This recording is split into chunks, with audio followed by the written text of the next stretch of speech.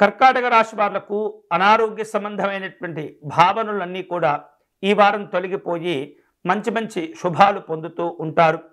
ఉల్లాసవంతమైనటువంటి ఉత్సాహవంతమైనటువంటి కార్యక్రమాల్లో కూడా పాల్గొంటూ ఉంటారు. పిల్లల యొక్క చదువుల విషయంలో అనేకమైనటువంటి శుభాలు మీరు పొందుతూ ఉంటారు. ఆత్మవిశ్వాసాలు పెంచుకునే కార్యక్రమాలను ఏర్పాటు చేసుకుంటారు. ప్రయాణాల వలన వివిధ రూపాల్లో లాభాలు పొందుతూ ఉంటారు. వేరు కార్యక్రమాల్లో పాల్గొనడం ద్వారా కొన్ని రకాల కీర్తి గౌరవాలను కూడా మీకు కలిసి వస్తూ ఉంటాయి. ఈ వారం పెద్దవారి యొక్క ఆరోగ్య విషయాల్లో తప్పనిసరిగా మీరు జాగ్రత్తలు తీసుకోవాలి.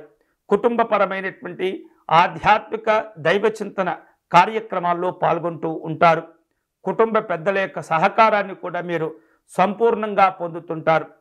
వివాహాది శుభ కార్యక్రమాల కోసమై మీరు చేసేటటువంటి ప్రయత్నాలు అన్నీ కూడా ఫలిస్తుంటాయి. నూతనమైనటువంటి పరిచయాల వలన కార్యసిద్ధిని పొందుతుంటారు. వివిధ రూపాల్లో పెండింగ్లో ఉన్నటువంటి పనులన్నీ కూడా పూర్తి అవుతుంటాయి.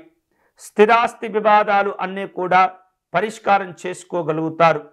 ఈ వారం వివిధ రూపాల్లో వ్యాపార సంబంధమైనటువంటి ఒప్పందాలు కుదుర్చుకునేందుకు కూడా ప్రయత్నాలు జరుగుతూ ఉంటాయి. వేరు రూపాలలో ప్రభుత్వ సంబంధమైనటువంటి పెద్దవారు అధికారులను కలుసుకొని మీకున్నటువంటి కొన్ని రకాల అవసరాలను వారికి చెప్పుకునే ప్రయత్నాలు చేస్తుంటారు. రాజకీయపరమైనటువంటి కార్యక్రమాలు ఉండే అవకాశం కనిపిస్తుంది. ఈ వారం శుభకరమైనటువంటి ఫలితాలు పొందేందుకై కర్కాటక రాశి వారు దత్తాత్రేయ స్వామి వారిని పూజించటం ఆరాధించటం మంచిది. సిద్ధమంగళ స్తోత్రమును పారాయణం చేయటం, గన్నేరు పుష్పాలను సేకరించి దత్తాత్రేయ స్వామి వారికి సమర్పణ చేయటం, అర్చన నిర్వహించుకోవటం ఇవన్నీ కూడా మీకు కలిసి వచ్చేటటువంటి పరిహారాలే.